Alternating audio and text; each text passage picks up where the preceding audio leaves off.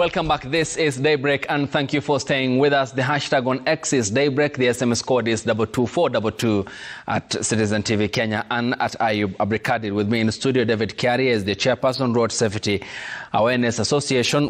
Also with us in the studio is Melania Wangoi, the Parkside Road Safety Awareness. We did invite the National Transport and Safety Authority for this debate here, but they declined to show up for the interview. We'll be talking about more in regards to David, the policy pronouncements and which were made by the government. And let's now talk about the aspect of now NTSA. Expect us back on the streets is what CS Murkomen literally told the motorists. But given this pronouncement was made, how effective will it be? Will it yield the expected outcome?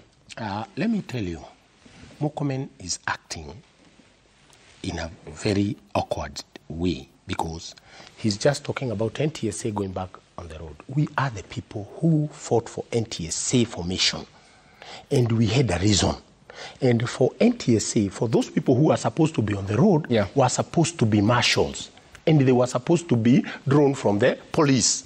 That is from when they leave Kiganjo traffic, they are drawn from there, and then they are employed by NTSA. Are they the same people you give the training to? They are trained in Kiganjo. There is no any other place you will train a police officer. They are trained in Kiganjo. And NTSA was to get the marshals from Kiganjo. So these marshals were given, and they were drawn back when the NTSA was removed from the road. Now, our CS says, NTSA go back to the road. How? Who is this going on the road? Is it the person who is working in NTSA? What capacity do they have?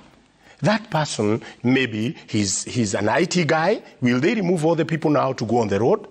The road, it is very clear. Our law is very clear. The only person who is supposed to stop a motor vehicle is a traffic officer. And it is there. It is a law.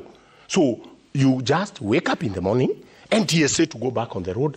This, whatever they are doing, is just to react. And what I'm telling them, they are gambling with Kenyans' life. It is not possible. Let NTSA be where they are. Let us try to make sure that we give the police all what they need. And let me tell you, we are going. Because the police are the ones who are supposed to enforce what policies NTSA make.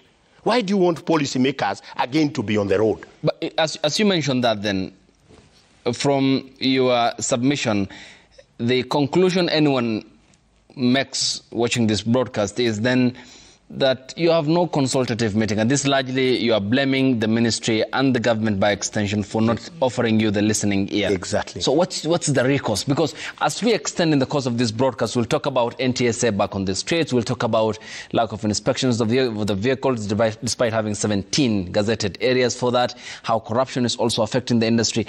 But what's the recourse for all these problems to be sorted? Let me tell you, the buck stops with the CS. Murkomen. Why do we talk of Michuki? Michuki was not a president of this country, but he did it. He was the CS. He was the Minister of Transport. So the buck stops with the CS. The CS must listen to the stakeholders, because if he's calling these meetings to all stakeholders, would have advised him and tell him that it is not possible for NTSA to go back on the road. But he's doing these things on his own. I don't know who advises him. He must get proper advices. Look at what he said the other day. And that is why we are saying we need an engineer in that position. Because he is a lawyer. And the way lawyers work in court is not the way you are going to work on the road. We want dash cameras. Every vehicle to have a camera, front and back. You are forcing owners of vehicles to buy cameras on their vehicles. Go all over the world. It has never been used. This, if a government wants cameras, it is the government to install cameras on the road. But you don't force people to install cameras on their vehicles. Okay. Because if it was an engineer, he would ask a question. How will you stream these live images? Which server will hold this? Today, NTSA, World Bank gave NTSA a server to transmit all the speeds of all the vehicles around this country and the location. They have it. And I said they should have given that server to the police because they are the enforcers who, wherever they are, they will see this vehicle is overspeeding and the police will call the nearest police station. They will arrest that vehicle. So what I want to tell you is that NTSA can see what vehicles are doing, but they don't have the capacity. So the data is available? The data is there. Okay. And when we talk about that data, Melania, coming to you then, the announcement by the CS came following the tragic accident along the Nairobi-Mombasa highway involving a Kenyatta University bar and a trailer, which resulted in the death of 11 learners from the institution. Seems this is a knee-jerk reaction and not a long-term plan to lessen such activities on the road. Yeah, sure. And we are talking about 11, but that is the number that we were given when the accident happened. Mm-hmm. So who has followed up from, was it on Tuesday? Yeah. From Tuesday up. Yesterday there were 16. Mm-hmm. Yes, but we are not going to be told about that data. So anytime an accident happens, we are told 10. But if you follow up, how many died in hospital? How many did not make it after even being discharged in hospital? So I always say NTSA do not give the right numbers. Last year they released a certain percentage, and I keep telling them the numbers you released talking about 16 or 3,000. We are not talking about anything. These are lives. People who are either in one way or another a mother or a father to someone. So these are lives. So when we talk about this accident, we don't go deeper and think, wait, how can we reduce this number from 16 to maybe 3? There is something, we'll say there's something they're doing. But until the day we'll come together, because we have people at the grassroots. Road safety awareness, we have so many people who are doing it. But the government do not want to incorporate these people so that they can give the advices. Because as my colleague says here, you cannot just make a decision while you have not involved different people. The ministry, the NTSA, the CS need to bring all those people who have their interests. But the road safety awareness, it's not about something that we do to earn. It's a matter of interest. So you need to find out, okay, what is this that we can bring these people, give advice to us, and see, is it going to work? It's not a must you implement that, but I'm sure you can be able to pick something and say, yes, by the way, this is not adding up. For example, as he said, about NTSA going back to the road, honestly speaking, that is, we just graduating the corruption we have of 50 bob to another, to 1,000. Because these guys will not ask for that 50 bob. Instead, they will ask for a huge amount of money. So we only want to make the corruption wider. We are not going to change anything, by the way. Because these guys they are not traffic officers. So how are they going to, in case of any incident on the road, how are they going to present in the court as who? Okay. Kiaria, I see a 2023 NTSA report here which identified various causes of accidents, listing the laws of control, lane discipline, improper overtaking, misjudged clearance, inappropriate speed, and other areas of judgment or negligence. The challenge is that you can't police the human brain, is it? Even if you put the NTSA of officials on the roads, and even you, the stakeholders and the association, in the end, even after inspection, how corruption is affecting the process of inspecting these vehicles, and the needed policy pronouncements that ought to be made, and the following of the guidelines as provided for in our set of laws, still in the end, both as government and stakeholders, you can't police the human brain, the brain of the driver or the drivers, is it? Let me tell you. Why do we have enforcement? That is because of that brain. You cannot control that person, but you have enforcement. If there is law telling you that you should not overspeed, first, why do vehicles overspeed? That is another question you should ask yourself. If there is a speed governor, then a limiter in that vehicle. Then the question is, why are they speeding? There is a standard. So, one, we should ask ourselves, why are these vehicles overspeeding? Then there is a gap first. Now when we come to enforcement, the first thing is to know why are these vehicles overspeeding? Because a vehicle cannot overspeed if it has a genuine speed governor. That is one. Second, if it is about lane discipline, what did Michuki do? Well, it was only enforcement. He enforced. He worked with the police department. He made sure police were getting in the vehicle. If somebody has no safety belt, they would arrest even that passenger who is not having that safety belt. The enforcement, that is all what we need. And this is why we are saying, can we please empower our police officers, because they are the people who are supposed to enforce these policies. Empowerment in terms of? They are not empowered. Go to many police stations, they don't have vehicles. Equipped. A case in scenario, a vehicle which killed about 6 people in Naivasha because a lorry had stalled on the road. That lorry was there for 10 hours. The police had seen the lorry, but they did not have any means to remove that lorry on the road. So we should empower the police. We should, for example, I gave you a very good example. Today, not a vehicle would be doing overspeed because the gadgets which are already in the vehicles, the speed governors which are already fitted in those vehicles as we are talking, have speed guns in them. All what was supposed to be supplied was a thermal printer to the police. Yeah. So that a vehicle, a driver coming from Naivasha, the police officer can retrieve data for 1 hour. And that gadget will tell you if the gadget was tampered with. It gives you all the violation of the driver. It has never been used for 5 years. But today we say that is not working, now let us bring cameras. And we have not utilized what we have. We talk of cameras, my brother. Yeah. Even the roads we have cameras. We have so many cameras which were done by Safaricom. Why should we concentrate on those cameras working, only doing work of crime? They should incorporate, this is a government, they should incorporate traffic police officers to use those cameras on the road. But Melania, how key is technology here? Because if then we are to address the corruption bit, it then means that we have to lessen the interaction between human and capital in the sense that money does not exchange hands. But how will technology aid in the achieving of the goal set both by the ministry and the government, and on the other hand, the stakeholders and the campaigners for road safety such as you and David? Fine. One, we need, before we bring technology, we need to invest on this technology. And we need to learn how this technology is going to work.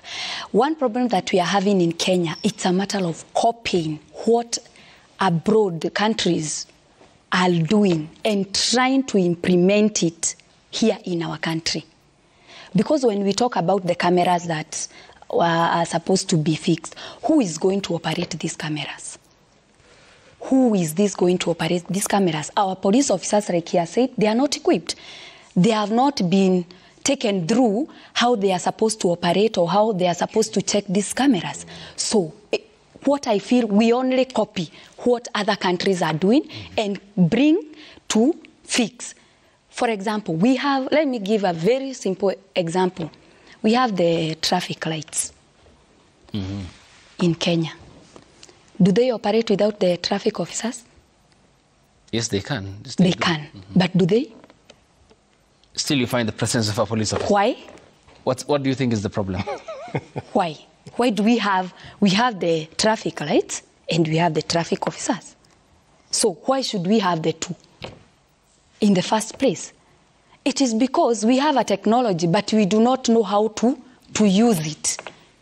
Because I believe we can have those lights, they operate, and if anybody is not adhering to that, there should be a police officer somewhere able to identify this was a car, KD, something, and all that. And we don't have to have that running after those vehicles. No, it's all about technology. But we bring a technology, we fix it there, then after some few months, it goes. Look at BRT. Did you know there was something like BRT? It is told. it was maybe a good idea, but final product, I know that thing will just be demolished and we forget how much money was spent on that. I come back to, we want technology, but we are not involving various people to advise, will this work or not? And Kiarie, given that we talked about enforcement up to a level then, of the listed problems that and the factors which are contributory to the increasing cases of road accidents, improper overtaking, misjudgment, misjudging clearance, inappropriate speed, then are we addressing the problem from the source, which is at the driving school level? That's why I want to say, whatever they did there, they were talking about enforcement. There are other factors which are very important. As I told you from the word go, there's no way you can build very good roads, but you are not training that person who is going to use that road. You must make sure that we train our drivers properly. And that is why I said we must have the government driving schools. Let me tell you, not that they will not be here. The one in Rwanda was to start in Kenya. But when the technology, the people with it were in Kenya, the Kenyan people are the people who took it to Rwanda. Now it is being implemented in Uganda. It is being implemented in Tanzania. But where it started, it is never implemented. Why? Because even these people who are coming with the technology, before you bring the technology, kitu kidogo. And this technology is to assist us. So what I'm telling you is that there is no need of us having very good roads, but we don't have qualified drivers. Today, you cannot pilot, or you cannot be a pilot carrying passengers. You must go through various rigorous training. You understand? The same thing. Why do we have a driver who is carrying students and you just employ him just because a license is 5 years? 5 years. Is that experience of having, in Kenya, we believe that if your license is 5 years old, that is, you have experience of 5 years. You can have a license and you went and put that license in your drawer. So we need, like those people who are driving these school buses, to be properly trained. Who is going to train this? We have tried to give examples. They can be trained in National Youth Service.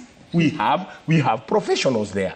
We have seen drivers who come from National Youth Service, how they are we see they are professionals. We say, before you are employed, just go to the school, learn everything, but before you get the PSV license, go through a training, even if it is NYS, what we have.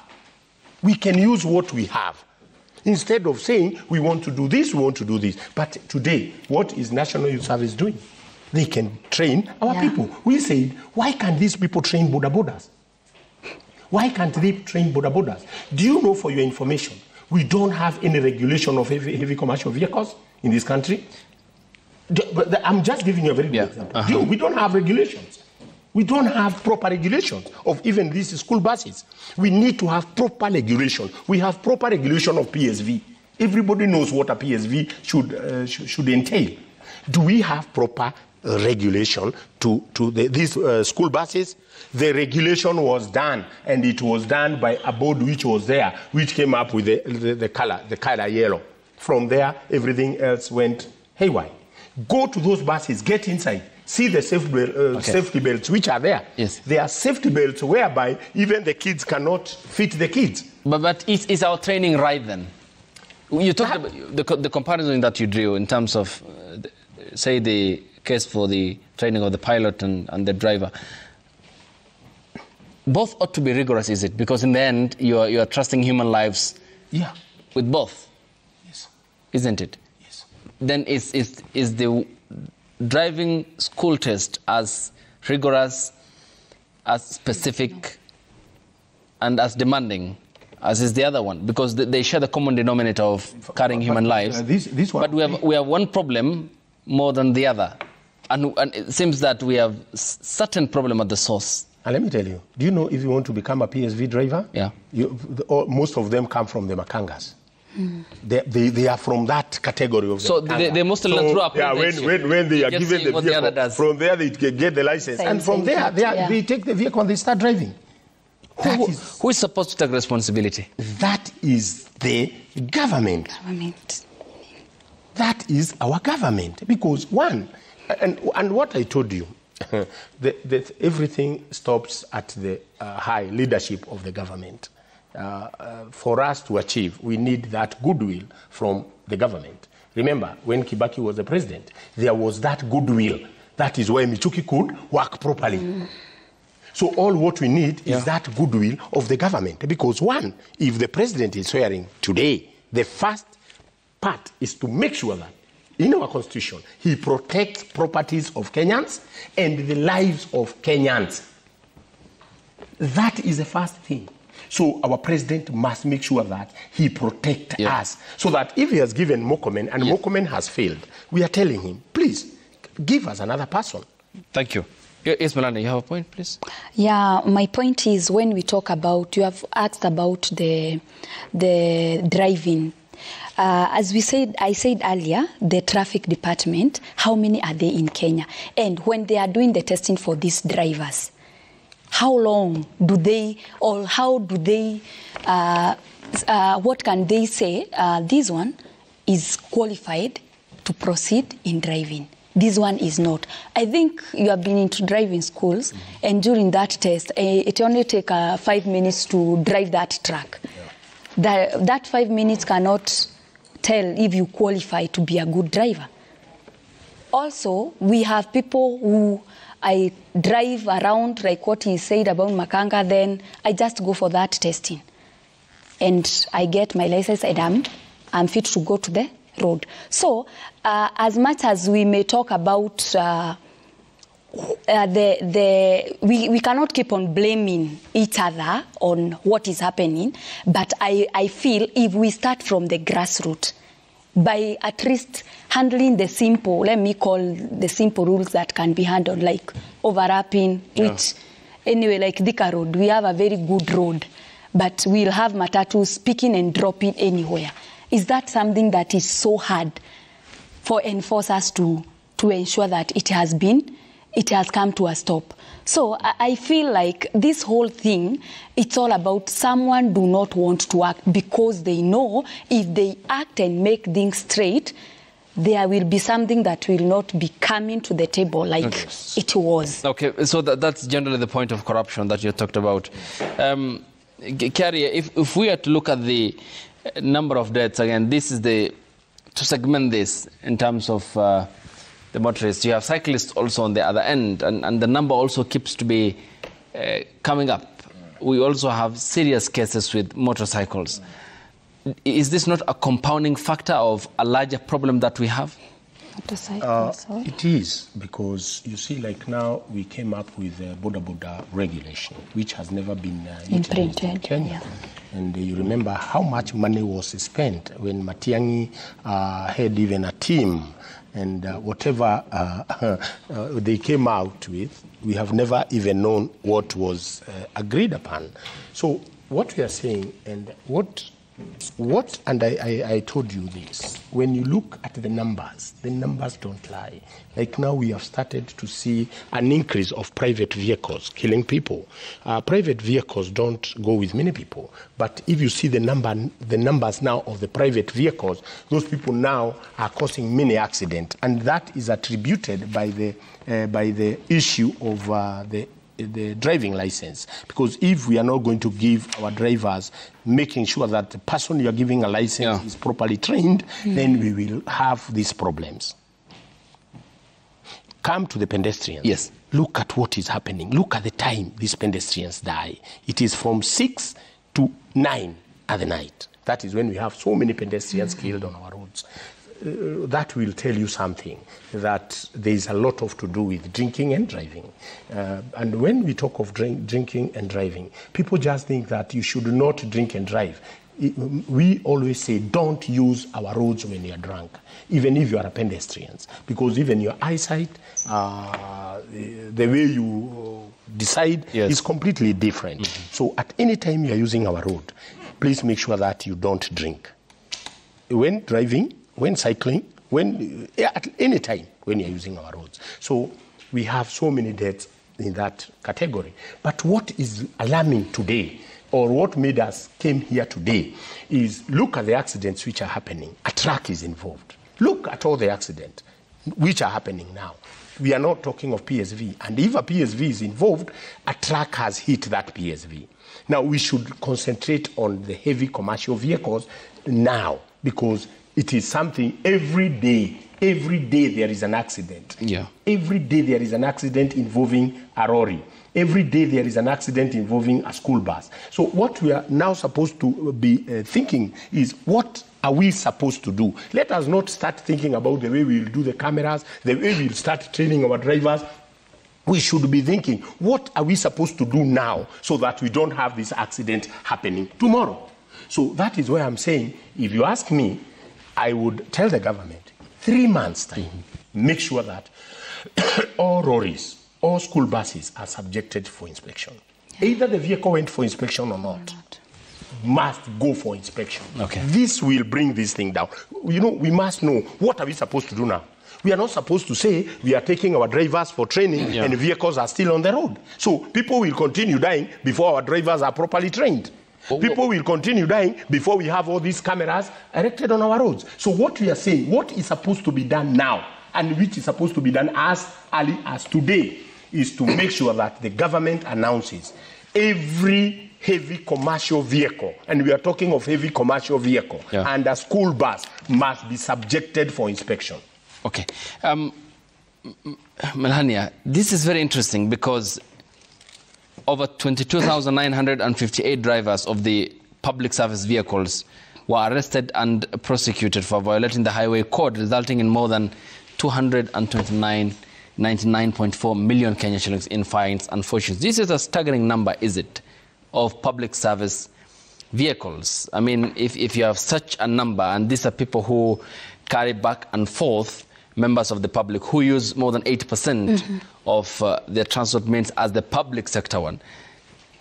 Still, there's a threat that's looming, is it, when you look at these numbers? Yes, it is. And what I can say, it is because there is a lot of laxity, there is a lot of laziness. That's why we keep seeing these numbers increasing, because if the enforcers are serious to enforce this, because some of these drivers, honestly speaking, you must have some push. You must push them. You must show a lot of seriousness. You don't wake up one day and decide, today we are going to have a crackdown.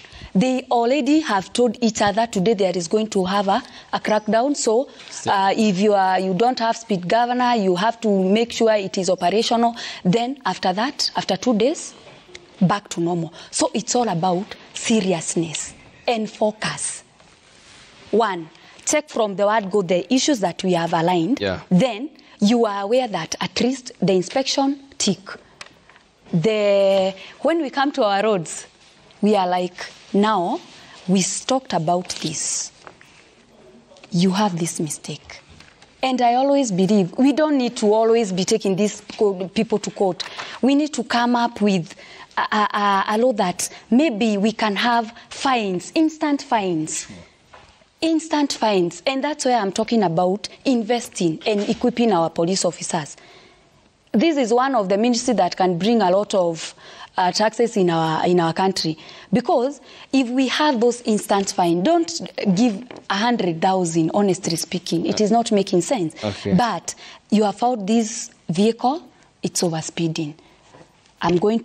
You are going to be charged for overspeeding. The vehicle will be charged this, the owner of the vehicle, or your license will be taken. But when you talk about taking, you need 100,000. Honestly speaking, that's where the corruption comes in. Have some fines that are reasonable. And with that, I'm sure we are going to reduce. That's why we are talking about they were taken to the court. I don't think we need all that. We have serious issues to be taken to the court. And I'm telling you, if they implement that, I'm sure we are going to have almost 10% reduced accidents, if not zero, because sometimes we have these weather and all that. So it's not all about coming up with a very big concept. It is the small things we are ignoring. the common people like us, you ignore what we are saying. Yes. You want to come up with something that you use terminologies. I'm like, hey, what are you talking about? But when after 1 week, honestly speaking, Ayubi, we come back here next week, nothing will have been implemented. And why hasn't there been a career changed this? Because if we are to talk about all the factors, be it one that was cited by NTSA and the other you have cited of the inspection, which is lacking, we need to bridge this gap. It has to be bridged. How? The only way to bridge that is we have to come together. We need to listen to each other. Don't think that those people you think knows more know anything. Let even the one you think doesn't know, give him a chance. He might give you a solution. So what we see here is that these people don't want to listen to the people who are on the ground. They want to listen to the people who are seated in the office, and they just say, we can do this, we can do this. We can introduce this, we can introduce this. For us to succeed, we need to have a proper sitting. We have to be in agreement. Every stakeholder must be involved. If it is about Matatu and we are discussing about the Matatu, let the Matatu people be there. Let them tell us, why are your vehicles killing? What can we do? So if we involve everybody, I think we are going to solve this problem. If we involve everybody, we make sure that every stakeholder is involved. On that, maybe I can add something. We hear NTSA, they are conducting a lot of awareness, training. But let me tell you, if you go to that training and try to find out a driver, a motorcycle, and you will not find any. You will not. We have this public participation that was done last year. I attended 3 of them. And the people you want to give their views, they are not there. You find you are like, who are you? Are you a driver? No. And what are you doing here? Because we should have the drivers and the people who are involved. Like, for instance, there was a meeting which we collided with Mokomen. It was all over the Nini. The stakeholders were called. And I was not even invited, but I was told, but I went there. But when I went, I took a microphone. Mokomen was seated there. I asked him, who are these people who are brought in front of you? What are their involvement? And at that time he was told, these are the investors who have buses, matatus. But there was nobody with a matatu there. There was no, you need to get the real stakeholders. We have stakeholders. We have people. Let me ask you a very simple question.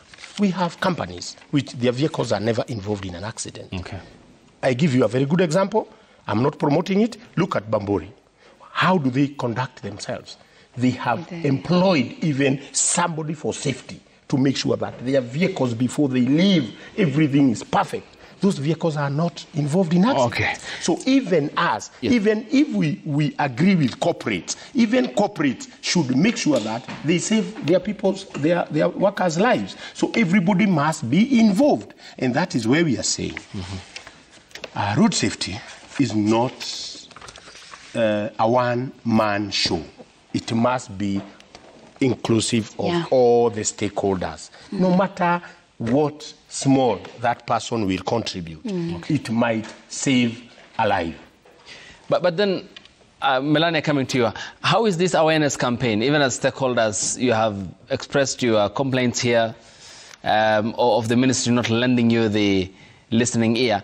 But then how are you also extending this awareness campaign to the targeted persons to not cross the roads willy-nilly as they so wish, to use the zebra crossing marks, not to cross the road while they are drunk, the basic rules? How are you engaging with the public as well? One, it's all about volunteering, whereby you'll find most of us on the road trying to create awareness to, for example, I'll give an example, picking and dropping of matatus along the highway. I will take myself to the circles, talk to the chairman. Why are you doing this? Why are you dropping and picking at the highway? And you find they are coming together and they'll tell you, we are going to address this. And you find these people are willing to change. For example, I have some circles which, honestly, they have somebody at the ground where they know this is where most of the buses are dropping. So they stand there and they are like directing those buses, you should not drop here. Another thing, we create some CSR. For example, there is this we call World Day of Remembrance for Road Traffic Victims. It happens yearly, whereby we bring these drivers together, not by calling them to where you are, by taking some services to them, like medical services, where you find they are able to air out their views. But on the other hand, being that you are volunteering, the government is not coming in to support these, and because they have the funds. We have a road safety department within TSA, but they'll pick all these drivers, they'll hire, like last year, they take to Nakuru to celebrate that day, about World Day of Remembrance for Road Traffic Victims. So you are like, why don't we start it here? If we come together, honestly speaking, we are going to win this. But alone, I'm only in Nairobi. Talk about Kisii, talk about Mombasa. We have various, I have another institution, I think next time you should, road safety volunteers. That guy has been in Mombasa for the longest time. He has a whole document on what should be done, but he has tried to reach to the CS, to the ministry, nobody listens to him. So we are trying in our small way, we try, using the social media, talking to matatus visually, which talking to coming up with the police officers, the traffic, trying to see what can we improve, but without the ministry giving us a hand. Honestly speaking, like you said. We have largely talked about government and also the other part of the coin, which is largely the disciplinary issue. And in a moment, will be sampling the feedback and take a look at what you are saying on the hashtag on X, that's Daybreak. The SMS code is 22422 at Citizen TV Kenya and at Ayub Abdikadir. Then, Gary, coming to you, NTSA also had implemented the National Road Safety Action Plan 2023-2027, which was launched in October 2023. This aims at 50% reduction in death and severe injuries in designated high-risk corridors and urban areas. There seems to be them also having a plan. But how equally are you involved in this? Because a strategic plan literally is a coming together of all the players and work towards a certain goal. Even during when they were launching that, I said, this is nothing. This is just spending government's money. Because whatever they said or whatever they launched, nothing has ever even started. These people have funds. They are even not like us. We fund ourselves. We don't get any funds from the government. We use our own money, our own resources. But NTSA have enough resources. There is resources for road safety. There is they get donors which give for the work of road safety. Union. But what have they done? Okay, they launched that today. Is there anything which we can say from 2023 that has happened? Nothing. It is just bringing people together and having a way on how they get this money. And we always say they don't use this money. This money is used in other different ways, but not anything to do with safety. My brother, the amount of money which is used is a lot. And we might be having just Thika Road. There are places we are suggesting, why can't you just put a footbridge? Because this place, these people are busy. This side is busy. This side is busy. Why can't you just put just a footbridge? That cannot happen. But they spend a lot of money. Trainings, workshops. There is nothing even like training. And last time in that meeting, it was in Mombasa, I told and I spoke, I took a microphone and said, the other plan which you had, what have you done? Can you give us anything which you have implemented? So there are no implementation. These are just side shows, talking of so many big. It's just like the way you see the accidents happen from last week. Now everybody is out giving us the way they are going to do, the way they are going to. But there's nothing which is happening. Our people are still dying on the road. We need action. We don't want a lot of talking. We need action. Like what Michuki did. Michuki did not do a lot of talking. He said he wants discipline, and discipline, we saw it. He said we want speed governors fitted. Speed governors. And I want to repeat that word. Yeah. Speed governors fitted in the vehicle. Vehicles are not fitted with the speed governors. They are fitted with the trackers. So unless we go back and fit the real limiters, which is by law allowed, this problem will continue. Okay, let's now sample the feedback here on the broadcast and look at some of your views here. On the broadcast, the hashtag on X is Daybreak. The SMS code is 22422 at Citizen TV Kenya and at Ayub Abdikadir. This is what's come. What you sent us here on the broadcast. Okelo Mwalimu says road carnage has been mainly fueled by incompetence, ignorance, negligence, and corruption. Police checkpoints have been sadly converted to toll stations while border operators and matatu drivers ride and drive on the wrong side of the roads at full speed, unabated. Sad. Kakaidu says we can only end or reduce our road carnages in Kenya by ending corruption. First, we got one of the best road safety rules, but its implementation has been in vain due to bribery by traffic police and NTSA officers. Engineer Lazaro says taming rising cases of road accidents just requires the right thinking people at the right position. We are sick and tired of reactionary utterances like taking drivers back to schools, punitive crackdowns, which, according to him, only ends in collecting taxes. Babu Michel K says the one single thing that is messing up our roads is corruption. This is very long chain from inspection officers all the way to officers on the roads. The roadblocks you on the entrance are just money collection points, and it's sad. So Nixon Dugura says this SNTNA standards for safety. It's the responsibility of that body to make sure all roads have the necessary safety signs, i.e. regulatory signs, warning signs, traffic lights, signals, bumps, carriageway, markings, and markings. But what says we abandoned the late former Transport Minister Mishuki's rules, which has led to many accidents causing death to poor Kenyans, taming it so easier, just implement the famous Mishuki rules once again. Honorable Lillian Sioe says it's always a personal responsibility to be keen, human, and absolutely considerable while using the road as a motorist. Being in an unnecessary hurry and carelessness, driving you will only cause harm to self and other road users. As I says, road safety isn't just a personal responsibility, it's a collective effort involving government action. The minister in charge plays a crucial role in implementing the policies, infrastructure and improvements and awareness campaigns to ensure safer roads for all.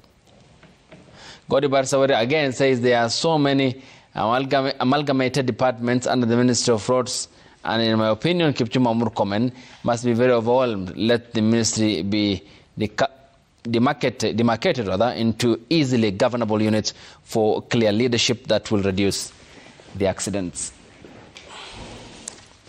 Well, it seems that is the long line of where the responsibility lies, and Kenyans pointing out some of the discussion that points in the discussion that we had here. But going forward then, coming to you, Kiarie, in the end, looking at the numbers still from the National Transport and Safety Authority, we are into the year already. It's not the last quarter of the year. This is the first quarter of the year 2024. And the numbers seem they may surpass what's normally recorded in the month of December. And clearly, the work is cut out for the stakeholders and the government as well. How are you catching up with the speed of the unfortunate road accidents leading to unfortunate loss of lives? First of all, I have said it again. I said now it is high time the president declared this a national disaster. Yeah. And I've requested him as our president to declare it a national disaster. I want to tell you, terrorists have not killed, 10 years down the line, have not killed over 2,000 people in this country. And you saw the government taking even the full army in Somalia. Yeah.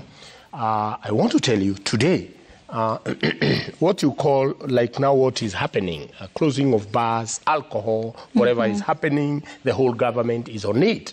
It has not killed even more than 2,000 people, but the government is on it. So we are asking the government to be on this, because this is a disaster. Second, look at the COVID. COVID, 3 years, it killed 5,000 people. And that is after 3 years. This is killing 8,000 people every year. Yeah. So we are asking our president to declare this a national disaster so that everybody now becomes aware. We want the ministry to be aware, awareness everywhere, so that people know there's danger. This road which can cause an accident, here you are supposed to drive like this, let us return. Everything to do with alcohol, alcohol must be back on the road. Okay. Let us use all means we have. This is a dragon and it must be slain. It is, you go now, in very many families are crying. They have lost their loved ones. And I don't think there is anything in this country which is killing as many people as road accidents. I wonder, I saw an accident of a student in an aeroplane, and everybody was talking about that. That was a big story, that a plane has come down, crashed, and the death is death. It does not matter whether it is a plane or you have died because of cholera or whatever. A death is death. So we must know that it is seriously that we are losing many Kenyans on our roads. So my is to tell the president to declare it a national disaster so that we can have a way to deal with it. Because it is very wrong to see that all the things they declare national disasters are things whereby they get support from outside. It's like COVID. There was support from outside. That's why they declared it a national disaster. Terrorism, they declare it a national disaster because there is support from outside. There is no support from outside to deal with road safety. This is the country's problem. Yeah. This is our problem, and it has to be solved. We must make sure that lives are more important. All right. We should not try to play with life. Yeah, okay. Melania, given what we have talked about, what then needs to happen here? Because if the collaborative effort that ought to be giving us results appear not to be one that is ending with fruition, because you complain that the ministry is not available for talks, it's not available for the opportunity to have a roundtable discussion on these issues. I mean, and the accidents keep on, the numbers keep on cropping up. Then how do you fix that? What will be your communication channel? Because we are losing lives, we are losing loved ones, and you have seen the story of Kenyatta University. How do you develop that communication channel to the ministry? The communication will only be assisted by the media. I'm sure wherever they are watching this, and they are able to pick one or two things, because the reason they do not want that round table discussion, it is because they know they have failed. And first they have to accept we cannot always be right. We need to listen to other parties, and for the good of Kenyans, not for their good. We cannot keep on documenting and having files going round, talking about this is what the policies, and we are not implementing them. So it's the high time they accept that, honestly speaking, we need to make a change. Let us accommodate these people. Let's see what we can do. And again, let's also face the challenge as it is. Let us not act out of emotion, because I feel that is what is honestly failing us. Because if you ask a driver, they'll be like, that testing is only for 2 weeks. Then from next week, we are going back to normal. So let also the users of the road know, honestly speaking, the government is serious, because some of these drivers, honestly, you have to enforce. And also as the drivers, it is the high time you are carrying the lives of people. You also might lose your life. You might lose your family member. So whenever you are carelessly driving, whenever you are corrupt in the inspection you are just given, and your vehicle has a mechanical problem, why don't you just mind about those small kids maybe you are offending. Those people you offend, they are very innocent. That is failure also on the part of, isn't it, the operators? Yeah, exactly. Because the government can never be the ever-existing punching bag here. Yeah. I mean, it bears responsibility. The government must protect the lives and property of its people, but also the operators on your part. Yeah. Do they go to these inspections on time? Exactly. And what do you do about that as awareness campaign? They are the ones who are bribing. Who are bribing not to go for inspection. So you don't want your vehicle to go for inspection. Okay, what then do you do about that? We have talked about the bribe-taking aspect as corruption, and which must be fixed, because it's corroding not only the transport system, but also generally our fabric as a society. Yes. But what about the operators as awareness campaign chief campaigners? What then do you do about the operators themselves? They know that, yes, on the 4th of January, say, in a given time, I'm going to be going for my inspection, but you're not doing that. Yes, you pay the bribe, but what about on the part of making him or her understand that you are ferrying school children, you are ferrying people from Mombasa to Nairobi, and their lives are dependent on you for you to go for this inspection to check on the status of your car? This is where awareness comes in. Yeah. That is how would you convey that message? Because they're important partners here. Yeah, this is all about awareness.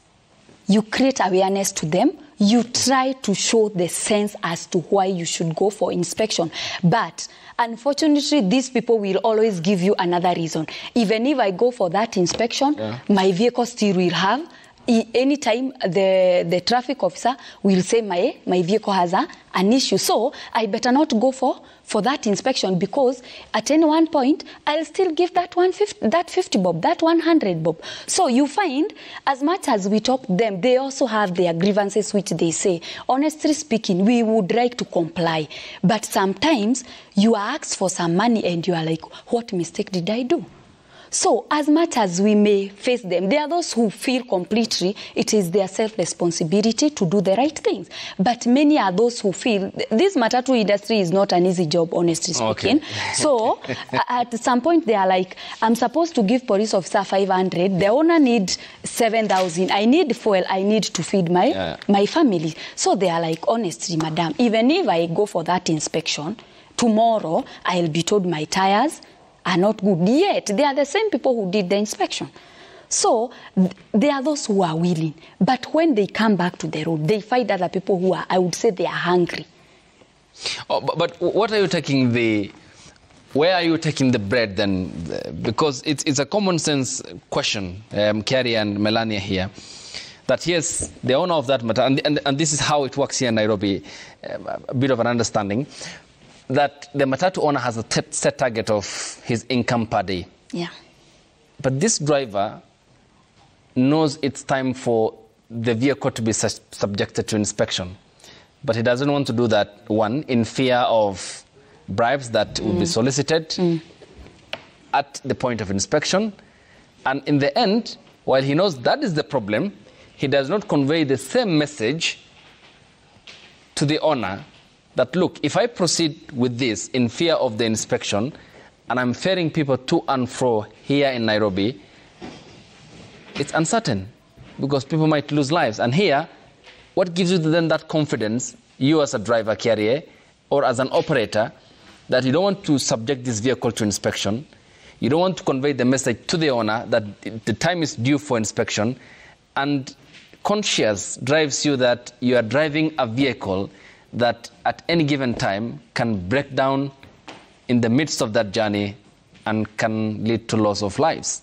This is how do you imbue that consciousness of humanity in that driver? Let me correct something here. When we talk of PSV, matatus, they want to tell you that most matatus, we've been having serious meetings with them. And I want to tell you for sure today, most matatus have gone for inspection. And this is where you see we don't have.